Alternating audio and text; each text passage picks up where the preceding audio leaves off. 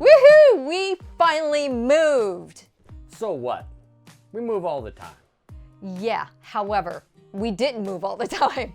We were stuck for like 2 months and we were just full-time less than 2 months. So that's why I'm so excited. Yeah, I know we got into this lifestyle to be able to adventure around and move around and experience lots of things. And the last 2 months, we're just sitting still. I actually liked it. The place where we were was actually pretty awesome. I had my canoe, I could go do fun stuff. I had just gotten my drone. So we're doing all kinds of good stuff, but somebody had itchy feet and just had to get going as soon as we could. Okay, now, if y'all saw our earlier videos, you know we went through a lot so we could full-time RV, not full-time RV stationary. So yeah, I wanted to move. And I know there's a lot of you out there that feel the same way, whether you're weekenders all the way to full-time, you've been stationary for a while. So how is moving day different than any other moving day? We've done a hitch up list before, but this is different because we were stationary for 2 months. Yeah, since we were sitting still for so long, there's a lot of things that we had to do and get prepared and kind of get psyched up and get the RV ready, get the truck ready. There's a lot of things that we had to do that aren't part of our normal procedure because it sat so long. So we're gonna go through a lot of those little things that we did and even some little crazy wildlife that we came across while we were packing up. Scary little spider that almost got me. It's not fun unless you come across something that's dangerous. You know we're always showing you gators or snakes or something, so you're ready for it. So welcome back. I'm Alice. And I'm Larry. And we're Downsizing Makes Sense like the penny. And we are 50-something empty nesters except for sleepy babies back here. And we went full-time mid-February. Perfect timing, you know, that's what we're all about. So come see what we're up to now. Absolutely. Now, since the RV sat for 2 months, the pressure in the RV tires had definitely gone down. So I tested the pressure, they'd gone down about 10 pounds. So I pulled out my Vi-Air compressor and cranked them back up. I like to keep my tires around 100 to 105 PSI. Here I am at the truck, also checking the truck tires. I've been driving the truck a little bit, so those tires were actually at pretty good. It's always good to check your oil before you get on the road. I was checking to make sure I had enough oil and the condition of the oil. I need an oil change pretty soon.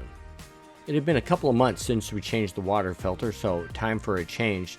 We were on well water at our house, and at this location we were on city water, which really burned our eyes. We couldn't even drink this water with the Brita.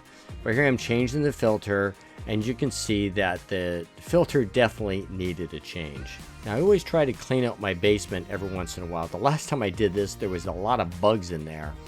But one of the other things is that we had been to storage a few times and picked up some stuff, so it was time to downsize again and get rid of all that extra stuff that we didn't need. We did upsize one item, a canoe. You have seen in our other videos and other social media, we love canoeing. So we bought a canoe. It will save us money in the long run. But our next stop is 1,000 Trails, so we decided to store it. Now, I put this canoe in our 15-foot storage locker. It's 14 feet and didn't fit. Time to talk to the storage management. Near where we were staying was a local Ace Hardware that had a really good price on propane, so I took the opportunity to fill one of my empty tanks before we took off. See that muck on the wall of the RV behind the barbecue? Larry, I am not happy about that. Well, you know, I don't like to make Alice unhappy, so it was time to clean the barbecue. Now, I got the idea to put this barbecue on the back of the RV from Grand Adventure. It is an awesome barbecue. It's a small 15-inch kettle grill, but you do have to clean it quite often. And here I am just taking apart the barbecue, getting all the muck out of it, and clearing it out of the way so we could wash the back of the RV to make Alice happy.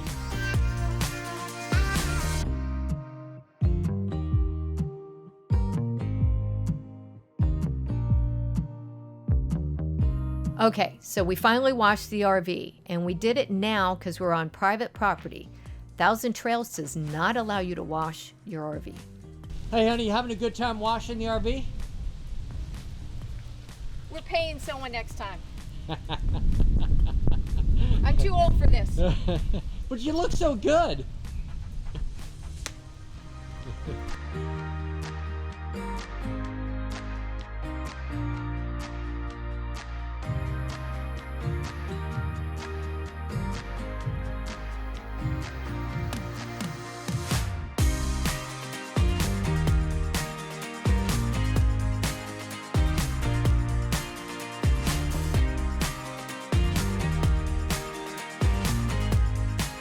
Our last video showed us putting new treads on these RV steps.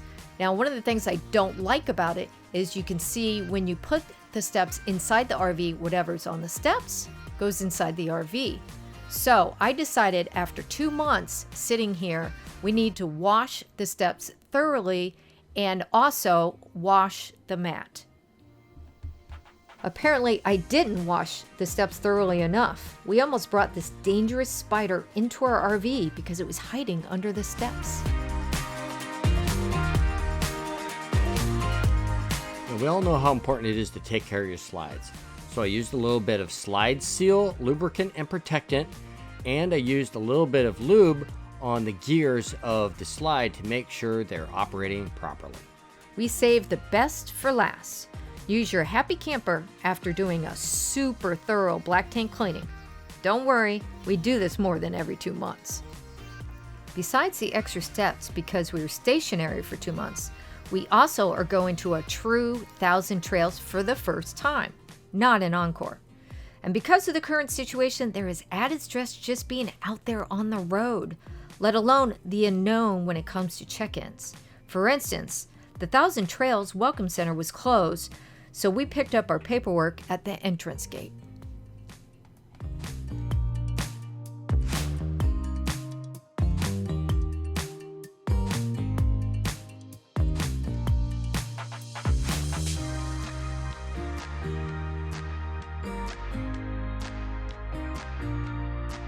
In this section of 1,000 Trails Orlando, it's wooded. It's a lot more like a state park. The spots are narrower and the entrances are narrower. So Alice and I had to work as a team and help me back into the spot here. Alice is on her cell phone, watching my blind side, making sure that I don't hit anything. It took a couple of shots. It's been a couple of months since I backed in, but we got it in nice and safe. If you don't work as a team, you're likely to have an accident.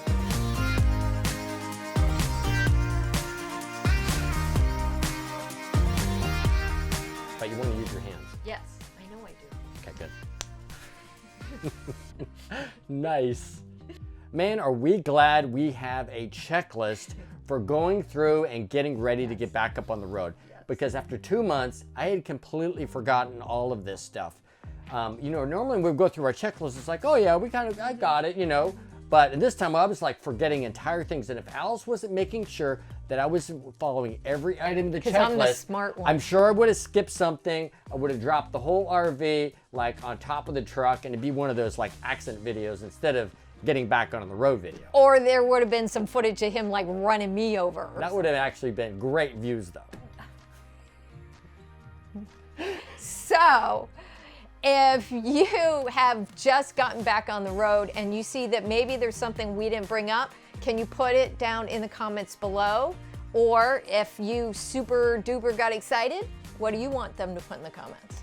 I would say anything that you're doing to get back out on the road. What are you doing to psych yourself up to get out and travel again? Yeah. What are your travel plans? What are you doing to get back out on the road again? And if you like this kind of video, please consider subscribing to our channel to a link somewhere down in this area down here.